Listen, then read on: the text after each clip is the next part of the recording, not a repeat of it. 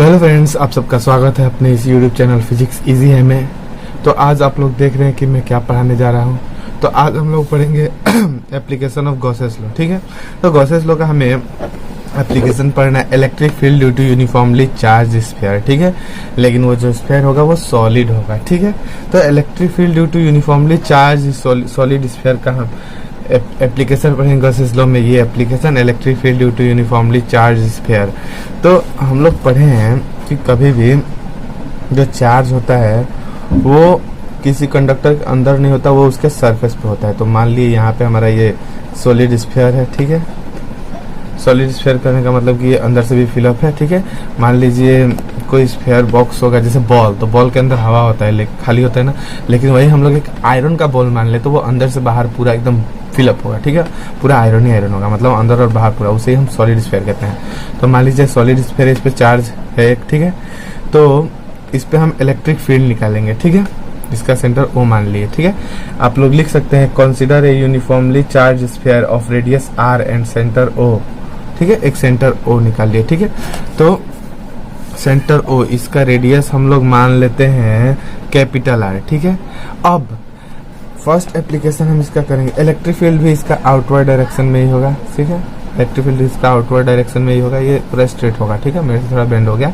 अब बात करते हैं केस 1 में, when point P lies outside the sphere. ठीक है, when point P lies outside the sphere, इस पे हम इस एप्लीकेशन में हम इलेक्ट्रिक फील्ड निकालते हैं। तो इलेक्ट्रिक फील्ड हम लोग 3 पॉइंट पे निकालते हैं। फर्स्ट केस हम निकालेंगे आउटसाइड द सॉलिड स्फीयर के आउटसाइड में। ठीक है, बाहर कहीं। फिर एट द सरफेस, ठीक है, सरफेस पे इलेक्ट्रिक फील्ड निकालेंगे। फिर इनसाइड द सॉलिड स्फीयर के इनसाइड में इलेक्ट्रिक फील्ड निकालेंगे। तो सबसे पहले पॉइंट पी बाहर है। पॉइंट पी बाहर होने का मतलब कि ये मान लीजिए सॉलिड स्फीयर है हमारा, सेंटर ओ का, रेडियस कैपिटल आर। तो पॉइंट पी मान लीजिए हमारा ये है। ठीक है, तो पॉइंट पी पे इलेक्ट्रिक फील्ड निकालने के लिए हम गॉसियन सरफेस बनाते हैं। ठीक है, इसका रेडियस हम लोगों ने मान लिया small r, electric field outward, हाँ, और ये एक छोटा सा एरिया एलिमेंट ds हम लोगों ने मान लिया। ठीक है, तो हमारा टोटल नेट चार्ज इसमें होगा। ठीक है, टोटल नेट चार्ज हमारा है, तो टोटल नेट चार्ज Q है। और उसके बाद हम लोग निकालेंगे सरफेस वॉल्यूम, सरफेस नहीं, इसमें वॉल्यूम, क्योंकि ये सॉलिड स्फीयर है, इसमें इसलिए वॉल्यूम होता है। तो वॉल्यूम चार्ज डेंसिटी हम लोग निकालेंगे। वॉल्यूम चार्ज डेंसिटी हम लोग कंसीडर किए रो। तो रो का वैल्यू क्या होगा, टोटल चार्ज बाय वॉल्यूम। तो स्फीयर का वॉल्यूम हमारा क्या होगा, 4/3 पाई आर रेडियस। ठीक है, आर क्यूब। तो यहाँ रेडियस किसका देंगे, सॉलिड स्फीयर का, तो कैपिटल आर क्यूब, ये हमारा हो गया रो का वैल्यू। ठीक है, या हमको हर जगह जरूरत पड़ेगा, इसको आप लोग लिख लीजिएगा। अब टोटल इलेक्ट्रिक फ्लक्स,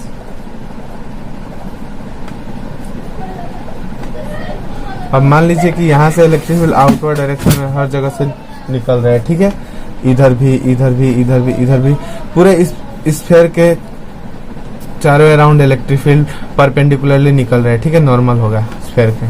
ठीक है, हमें मालूम है किसी भी सरफेस पे अगर चार्ज होता है तो उस पर इलेक्ट्रिक फील्ड परपेंडिकुलरली आउटवर्ड होता है। ठीक है, तो परपेंडिकुलर मतलब कि आउटवर्ड है। ठीक है, तो टोटल इलेक्ट्रिक फ्लक्स हम लोग फाई इक्वल टू E.ds, ठीक है, total charge by epsilon not करके निकाल सकते हैं। ठीक है, तो ये हम इक्वेशन 1 कंसीडर कर लेते हैं।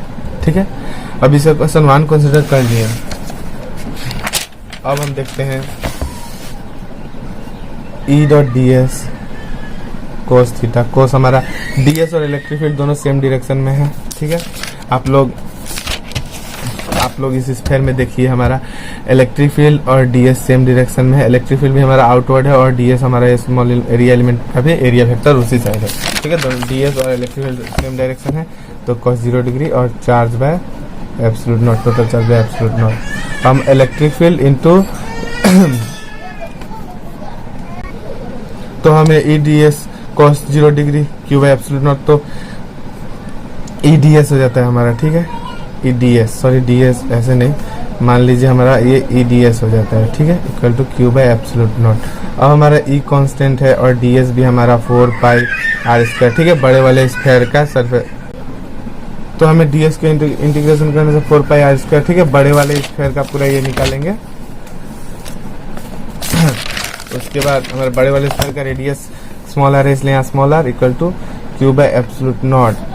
अब इलेक्ट्रिक फील्ड इक्वल टू हम लोग देख सकते हैं 1/4 pi absolute naught Q by R square, ठीक है। अब हम लोग जानते हैं एज वी नो हमारा rho equal to total charge by volume of the sphere, ठीक है, सॉलिड स्फीयर का volume, sorry capital R cube, ठीक है। तो इससे हम क्यू निकाल सकते हैं 4/3 पाई आर क्यूब रो, ठीक है, ये हमारा आ जाता है रो में, सॉरी रो, ठीक है। तो 4/3 पाई आर क्यूब रो, ठीक है। तो अब यहाँ पे क्यू का इक्वेशन, यहाँ पे E equal to E, electric field के फॉर्मूला में हम क्यू का जगह ये वैल्यू पुट करेंगे। तो electric field equal to 1/4 pi epsilon naught 4/3 pi R cube rho by 4 pi R, sorry 4 pi तो उधर चला गया आर स्क्वायर। तो हमारे यहाँ पे 4 पाई कैंसिल हो जाता है, तो हमारा बच जाता है sigma R, sorry rho R cube बटा एप्सिलॉन नॉट आर स्क्वायर, ठीक है। तो यहाँ हमारा इलेक्ट्रिक फील्ड ये मिलता है F3 epsilon naught R square, ठीक है। तो हमारा टोटल इलेक्ट्रिक फील्ड आ जाता है। तो हमारा electric field outside the point P पे, आउटसाइड द स्फीयर, ठीक है, पॉइंट P पे हमें मिलता है 1/4 पाई एप्सिलॉन, सॉरी 1/4 पाई क्यों लिख रहा हूँ, क्या हो गया है मुझे यार, आर क्यूब रो बटा 3 एप्सिलॉन नॉट आर स्क्वायर, हमारा ये आ जाता है total electric field outside the sphere, ठीक है।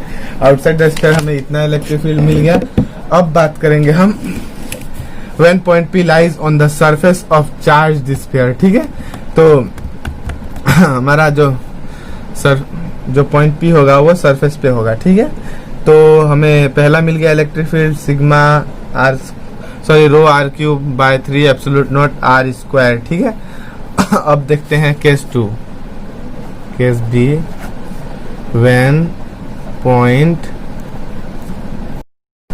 when point P lies on the surface of charge sphere, on the surface of charged sphere, ठीक है। तो when point P lies on the surface of charged sphere, ठीक है। तो हमारा जो पॉइंट P है, जो सॉलिड स्फीयर है, ठीक है, ये हमारा सॉलिड स्फीयर था, ओरिजिन O, सेंटर O, ठीक है। तो इसी पे अब हमारा पॉइंट P लाई करेगा, ठीक है, इलेक्ट्रिक फील्ड आउटवर्ड, और ये हमारा ds, ठीक है, ds का भी डायरेक्शन सेम ही होगा।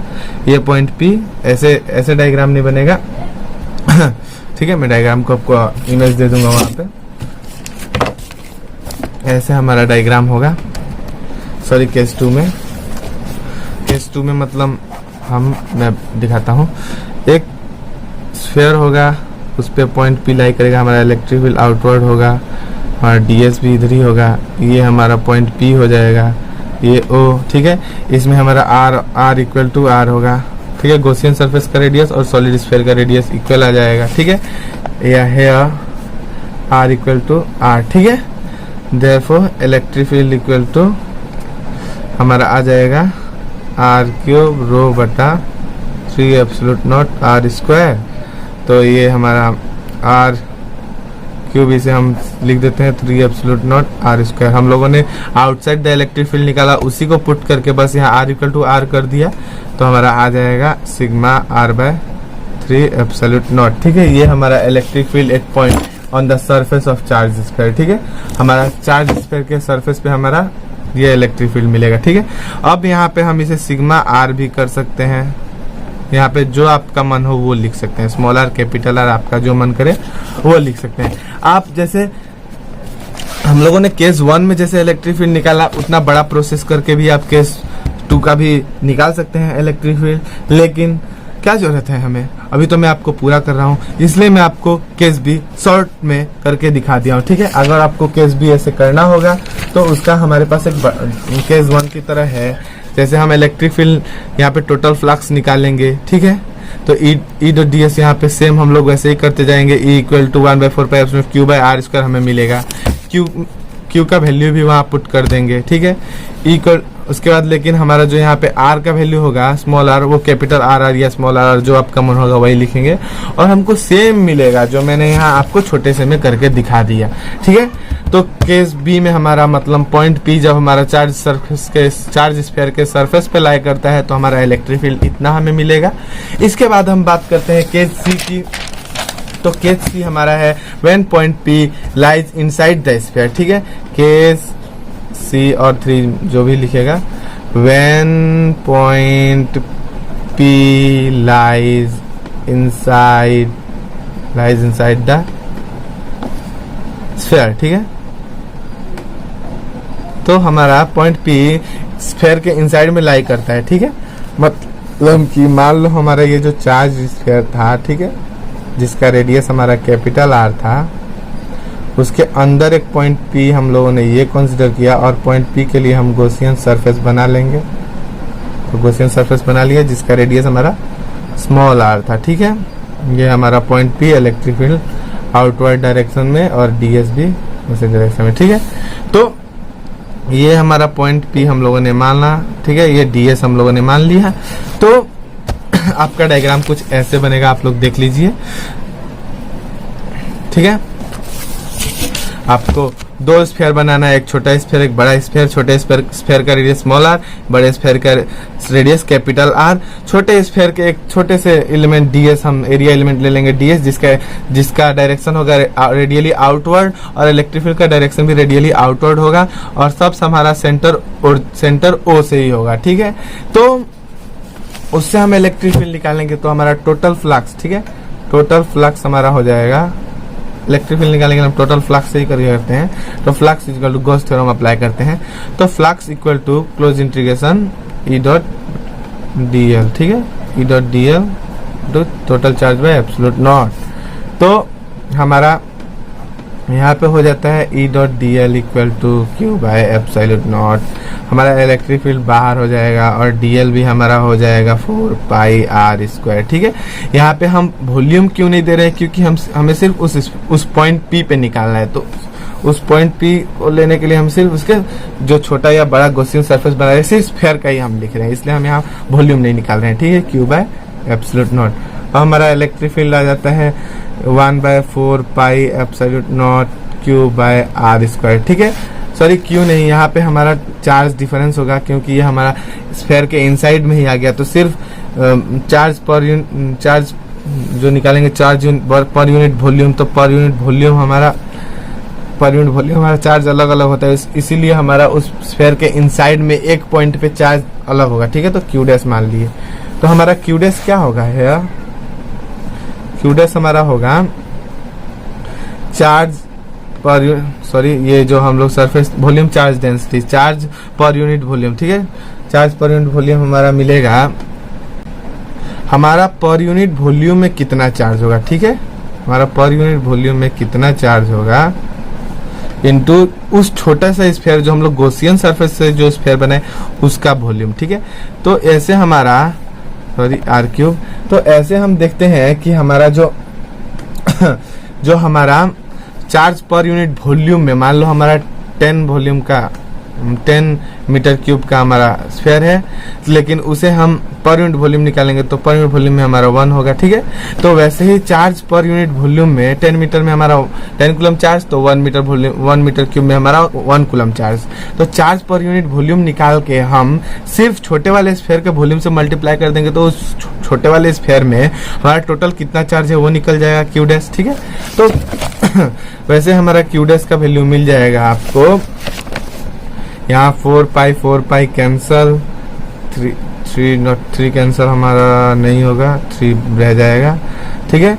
तो हमें Q equal to QR cube by R cube मिलता है, ठीक है। तो ये 3 कैंसल, तो हमें मिल गया टोटली ये हमारा पूरा कैंसिल ही हो जा रहा है, सिर्फ यहाँ पे R cube small R cube या नीचे वाला कैपिटल R क्यूब बच जा रहा है। तो हमें मिल जाएगा सॉरी क्यूब बटा आर क्यूब। ठीक है, ये हमारा क्यू डैश का वैल्यू आ गया। अब हम ये इलेक्ट्रिक फील्ड में पुट कर देंगे 1/4 पाई एप्सिलूट नॉट क्यू डैश का वैल्यू क्यू आर क्यूब बटा आर क्यूब, और वहां पे पहले से हमारा एक है आर स्क्वायर। ठीक है, तो ये हमारा इलेक्ट्रिक फील्ड आ गया इनसाइड। ठीक है, electric field inside the solid sphere. ठीक है, पी निकाल लिए। अब देखते हैं वहां हमारा कुछ कैंसिल होगा, लेकिन हम लोगों ने सभी जगह वॉल्यूम चार्ज डेंसिटी यूज किया है, इसलिए यहाँ पे फिर से हम क्यू के जगह सरफेस चार्ज डेंसिटी का वैल्यू पुट कर देंगे, तो 4/3 पाई आर क्यूब रो। ठीक है, और आर क्यूब बटा आर क्यूब आर स्क्वायर। ठीक है, तो यहाँ पे 4 pi cancel, R cube cancel, तो हमारा बच गया रो आर क्यूब।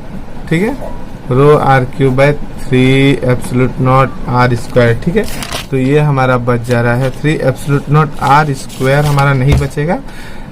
ये आर स्क्वायर से आर क्यूब कट जाएगा, तो हमारा बच जाएगा रो आर। मैं रो बहुत ही अजीब बना दे रहा हूँ। ठीक है, rho are by 3 absolute not हमारा electric field inside the solid sphere एक पॉइंट पी। ठीक है, सॉलिड स्फीयर जो हमारा उसके अंदर एक पॉइंट पी कंसीडर किया और उस पॉइंट पे हमारा इलेक्ट्रिक फील्ड इतना होगा, तो हम लोगों ने यहाँ इलेक्ट्रिक फील्ड निकाल दिया और फिर सॉलिड स्फीयर। ठीक है, एप्लीकेशन गॉस लॉ का यूज कर दे हम लोगों ने इलेक्ट्रिक फील्ड निकाल दिया यूनिफॉर्मली चार्ज सॉलिड स्फीयर का। तो उम्मीद करता हूं आपको इसका डेरिवेशन समझ आया होगा। तो इस वीडियो में इतना ही, मिलेंगे नेक्स्ट वीडियो में। Thank you.